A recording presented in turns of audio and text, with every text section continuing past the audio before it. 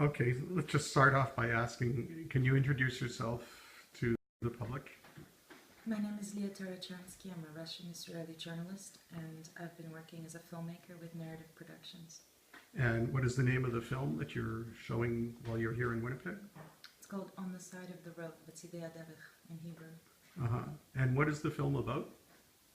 It's a film about Israeli collective denial about the roots of the conflict and the mass displacement of two-thirds of the Palestinians for the creation of the Jewish state. I see. And what is your background, including being a filmmaker and prior to being a filmmaker? I mean, you told me about your educational background and... I did some university in Canada. I studied biomedicine. I went back to Israel after that, and I went from being a science journalist to being a political journalist. I made a few films, then I started working, for the last 10 years I've been working as a journalist, and a video journalist more specifically. And now I'm doing a master's in, an applied master's that's looking at sociological systems of collective denial and how film can portray that from a British university called the Raindance School of Film. Mm-hmm. Now, in the film, you say that you actually grew up in the territories. Is that right? Mm-hmm. How long did you live there? And where was it? I grew up in Ariel, which is a settlement halfway between Nablus and Jerusalem. Mm-hmm. It was part of the original Alon plan of the 70s to essentially divide the West Bank and the Gaza Strip into small enclaves that the Israeli military can control easily. And so in that original plan, there was what's called the Ariel Finger, and it was designed in a way that they basically took the West Bank and they divided into north, center, and two areas in the south. And each one of these areas was divided by a string of settlements. And Ariel was placed right in the middle of the West Bank. It's the biggest settlement that's not on the border with Israel proper. And it's surrounded by Palestinian villages, and that's where I grew up and did most of my education, and came to be blind to the Palestinians around me and blind to the realities of Palestinians. And when I came to Canada in 2000, when I went to university here, for the first time in my life, I actually met a Palestinian and had a conversation with a Palestinian as a human being, as a person, and for the first time discovered that the Palestinians are not some mass of Arabs, ignorant and violent, who just want to kill the Jews, which is something that when you grow up in Israel, especially in a settlement which is entirely Jewish only. Okay, if we can resume. All right, you were just to resume, and I'll splice it together. You were talking about your having grown up in Ariel, having come to Canada, met a Palestinian, and then that it was in Canada, thinking on the whole subject changed. Yeah. And I don't think it changed. I think that I went from, in Israel, in Israel we don't go around asking each other what you think about the conflict. Everyone just grows up in it, and we don't really think of it as a conflict. We think of ourselves as like a normal, regular society that has to deal with terrorism. We don't think about the history. We don't know much about the occupation. I didn't know the word occupation until I moved to Canada, because of course I lived in a settlement surrounded by fences and walls and militaries, but completely invisible to me. I never stepped foot in a Palestinian territory.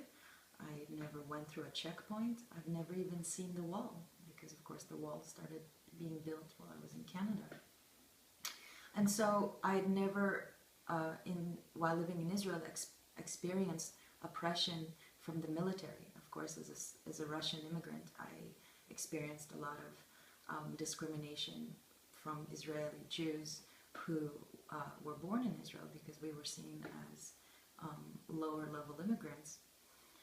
But every country has that kind of discrimination, and you don't really think much about it. But when I went back to Israel after spending 8 years in Canada, I went through a checkpoint for the first time, and I saw the wall for the first time. the Chaldea?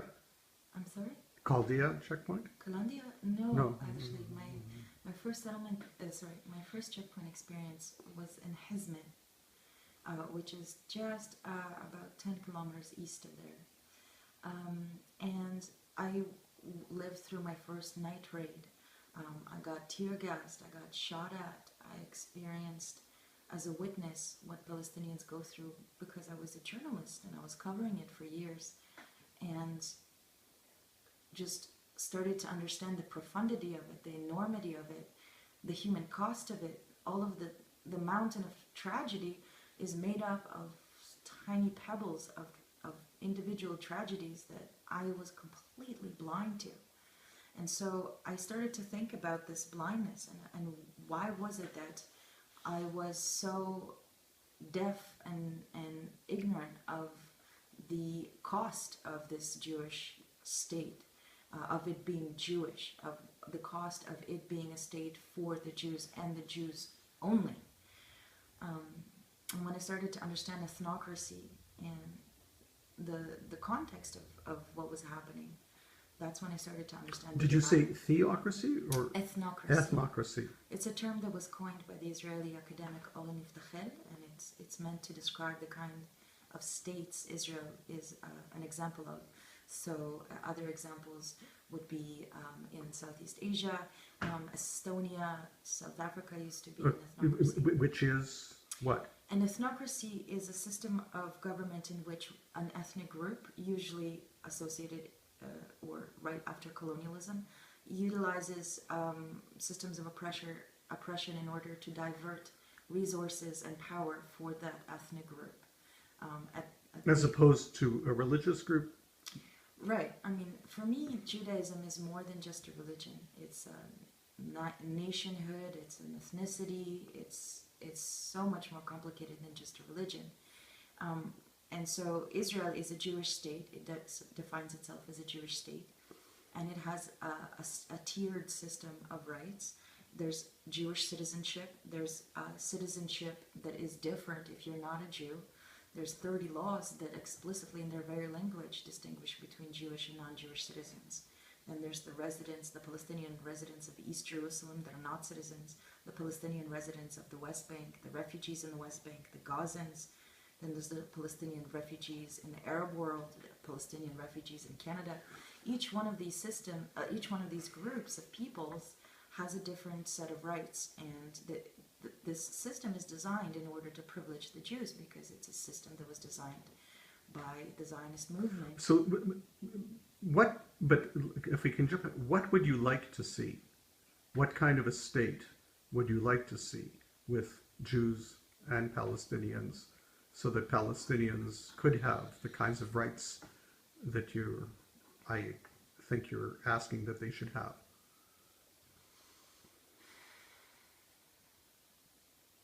I don't know. I mean, as a journalist, I think I will never have access to the kind of power position that would lead me to actually have an impact on the kind of state that we would have. I don't even think that much of what I do will have an impact on the resolution of this conflict. I spend my time thinking about how do I get people to see what is happening? How do I get them to hear what is happening? How do I get them to hear what I'm saying? I spend my time thinking about Israeli society today and the enormous gaps in communication, the enormous, valleys of misunderstanding and miscommunication that exist between our two peoples. And I spend my time thinking about creative ways in which we can live together, create together, and decolonize together in a way that is that allows for Jewish and non-Jewish coexistence on this territory in a way that does not privilege one group over another. But I don't think much about solutions. I think that so much of what we talk about when it comes to Israel-Palestine is a two-state solution, a one-state solution, a federation or confederation, or whatever it is. And it's a black hole that sucks out and demotivates our energy. And it's something that none of us will ever actually impact. There's so much that we will impact and can impact and should impact. I think that for North American Jews, it's really not their their conversation to have. I think that Israelis and Palestinians will figure out what kind of society we want once this system of oppression is dismantled. And I think that what we should be thinking about in the West is how can we help Israel transition into a democracy, and how we can help the Palestinians transition into living side by side with Israelis. Well, those are kind of open-ended questions that I think a lot of people would like to hear someone. I know when I did meet with Sam Behor, I think it was 3 years ago already, he said that most young Palestinians are well past the point of looking at a two-state solution. They think in terms of a one-state solution where they would have the same rights as Israelis, that they want the same sorts of things that most Israelis is, which is a job, an opportunity for education, good health, those kinds of things. And I thought to myself, those are not impractical. Perhaps they're idealistic. So is it wrong to try and think of some way at arriving at those goals? Not at all. I do question, though, what you said there, because the Al-Najah University in Nablus does really, really good polling of Palestinian society. And they actually show an overwhelming support for the two-state solution still amongst Palestinians. Something in the region of 70% amongst Palestinians at large, and more than 60% among young Palestinians. But I can understand why Sam Bahur feels that youth are moving more in the direction of a one-state solution. But I'm not a Palestinian, and I live in Israel, and while I cover the occupation, I do focus on Israeli society more. And so what I would say is that everyone wants to live in peace. Everyone wants to have security, and everyone has the right to live in security, to live knowing that tomorrow a bulldozer is not going to come and demolish their home. And I think that that's true for everyone. I don't know a single young person anywhere that doesn't think about how they're going to have a future and how they're going to have a family and raise their kids and have some kind of financial stability. That's what everyone on earth thinks of. And that's certainly the Palestinians that I've met think about. Okay. Now, your film focuses on events around 1948, the expulsion and, in some cases, the massacring of Palestinians. But would it serve any purpose if you were constantly, or if you were to try and assess Israelis with the kind of guilt that you are leveling in the film? What good do you hope to see from that? Do you think Israelis, is it something that they have to be told about in the same way that Germans had to be told about their collective guilt with the Holocaust? What are you actually asking? Well, what is the purpose of trying to remind Israelis of the kinds of things that were done in 1948? What do you think? I'm not sure. Every nation, every state seems to be built on a series of myths. And then there are people who, historians and others, try and either demolish the myths or correct the myths. But to my mind, what happens is you create quite a strong backlash from people who resent people. I think we're seeing it all over the world now. We just saw it with Trump. They're trying to hold on to their image of what their country is, and they resent people like you coming along and sort of doing a revisionist history. I had no idea that Trump supporters don't resent me. No, I'm saying like you, like Trump. There is so like much Trump. assumption in your question. Wow. No. I think that Trump got so much support precisely because American populist movements don't teach history well. I think that you are implying that I made my film in order to point a finger of blame. And I think that that's certainly not what I do in the film. If you actually watch it, it's certainly not my intention to come 70 years later and point at what happened and say, how could you? That's not my place. I wasn't there. And as any viewer of the film will see, I have a lot of compassion for the Israeli veterans that were put in a position to do the things that they did. And I think that compassion is very clear in the film. I think that there's nothing more important for a journalist than to know history. And I think that it's not that I'm reminding Israelis of something that is painful. We don't learn this history in school. Norit Peled El-Hanan, who is an excellent Israeli academic who studies the Israeli education system, has done an exhaustive analysis of Israeli textbooks and found that only one textbook has only one page about 1948, about the Deir Yassin massacre, and only the Deir Yassin massacre. There were more than 30 massacres according to the most conservative estimates. And it's not even the darkest corners of what happened in the war that are important in my mind, because I think that in war, horrible things happen and people are put in awful positions to do horrible things that they spend, as you see in the film, a lifetime thinking about and being traumatized by. And that we continue to force our young men and women to do horrible things that they can't just bury, horrible things that they have to live with for the rest of their life. And it's done for a system of segregation, and it's mostly still done for the same reason, taking up as much land as possible with a few Jews on it as possible, non-Jews on it as possible.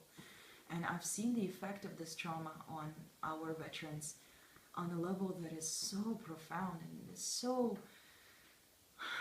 so unforgivable in some ways today.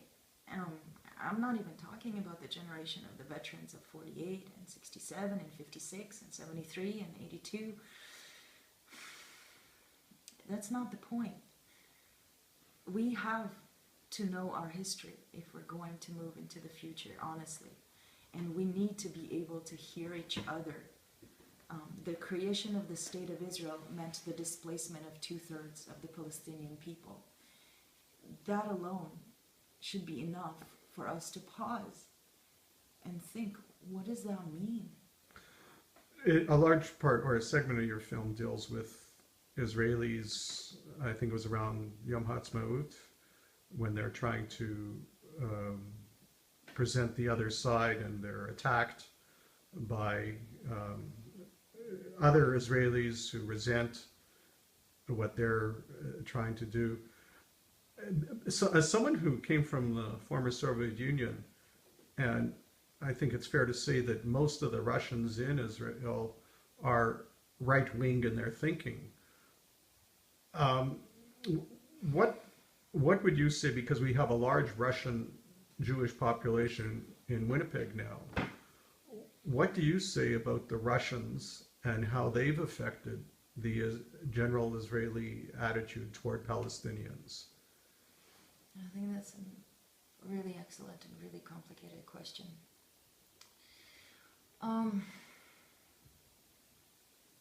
So in Israel, all of us that come out of the Soviet Union are called the Russians.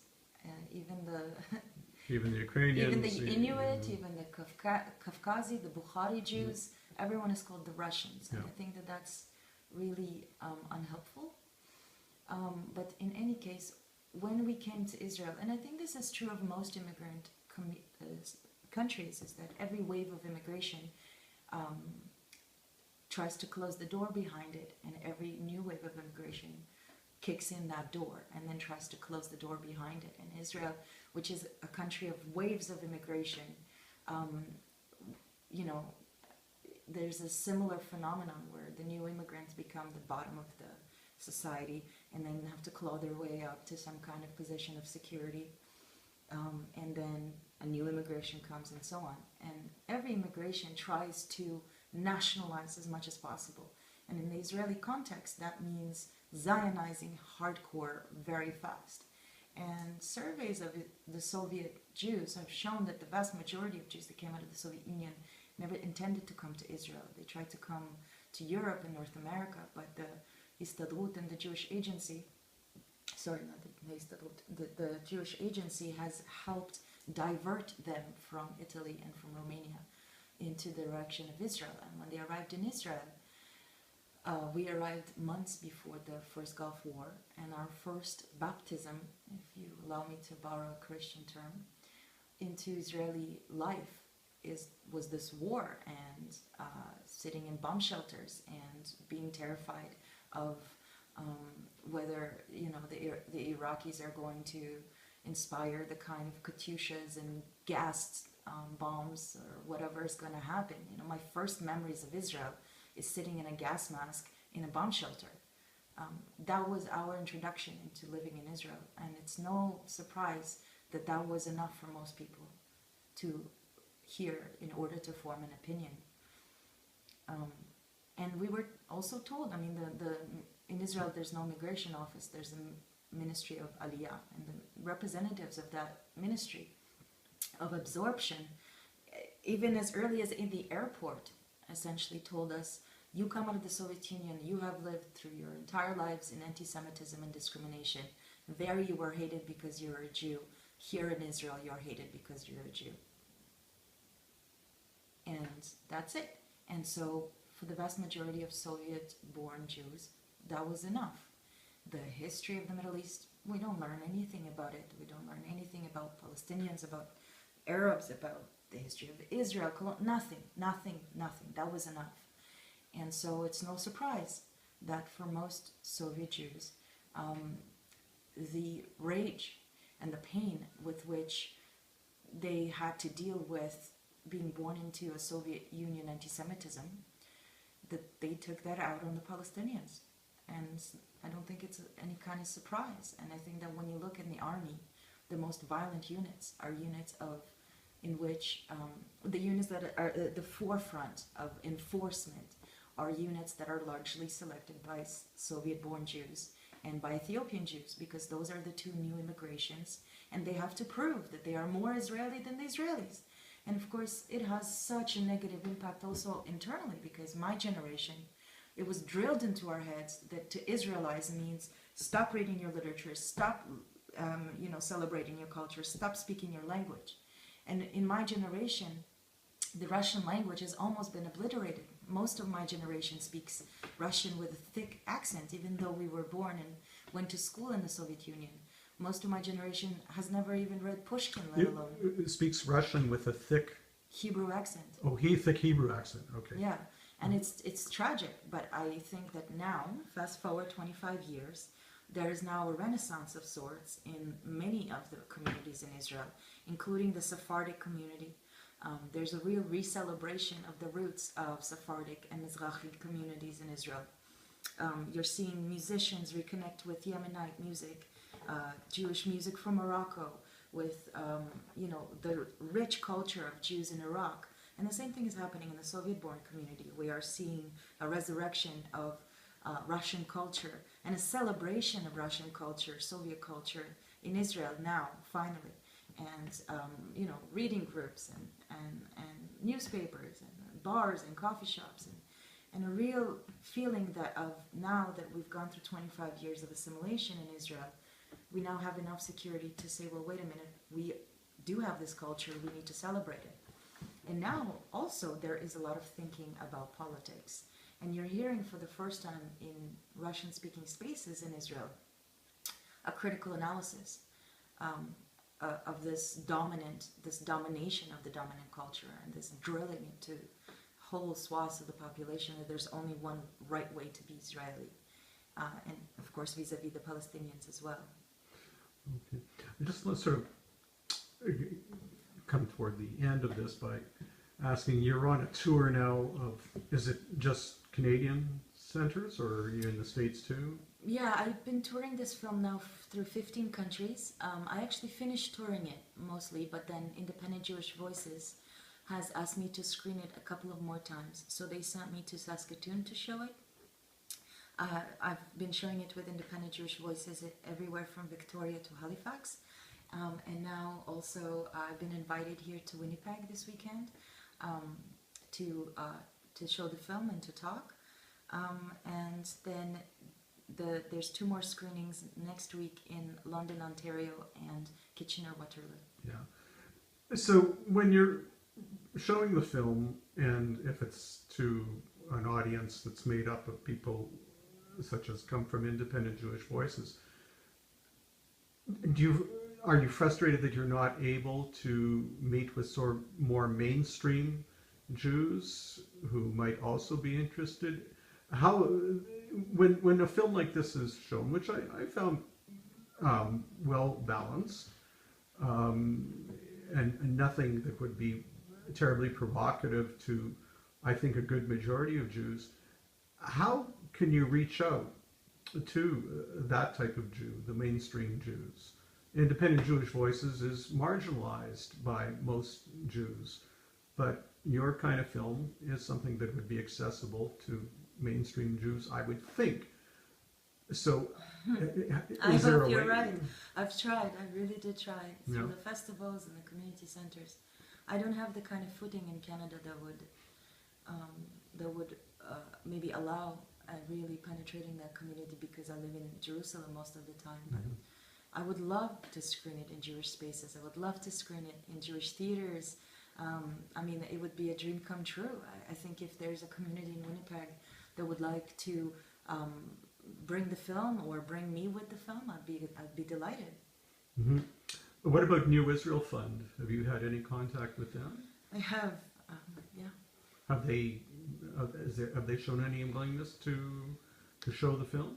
I hope they will someday. Okay, so now just to get some details, the film is only available on DVD now? And VOD. It's not on VOD, video on demand, yeah. Okay, through Shaw if you go to narrativeproductions.com, you can rent the film for $5, or you can buy a DVD for $10. And how would people get the DVD? They would order it online and it would be sent to their home. Okay, and where would they go to order it online? www.narrativproductions.com. Narrativeproductions.com. Okay, and you told me there is a video clip available on YouTube. And do you have any further plans to make any films? Yes, I've made a number of films. My last film is about the struggle of African refugees in Israel. Before that, I did a film about the social justice movement in Israel, kind of like Occupy Wall Street, which was a beautiful, beautiful uprising of Israeli youth, mostly youth, all around the country. We had more than 30 tent cities, and there was a real upswell of public engagement. We saw protests of 500,000 Israelis in the streets of Tel Aviv, in a country of 7 million. It's crazy. It was the biggest protest movement in the country's history, and of course, unfortunately, it led to a wave of self-immolations, people setting themselves on fire, which was a really tragic story. That was for BBC. And my next film is about projects that are futuristic. I'm doing a participatory documentary and interactive platform with Israeli and Palestinian designers, architects, economists, professionals who are essentially looking at this landscape and redesigning it into being a space of equality. What would it take to redesign the Israeli economy to be an equitable economy? What would it take to redesign the landscape to be an open and common space? How do you incorporate refugees in such a way that they can really integrate into the society in a really productive and non-destructive way? What we can learn from transitional justice processes around the world in order to really transform our own conflict. So that's the next project. It's a really big project, and it's taken more than 2 years to develop the idea. So I'm just now in the processes of fundraising for it and trying to really integrate all of our partners in an effective way. Okay. Thanks very much, Lia. Thank you.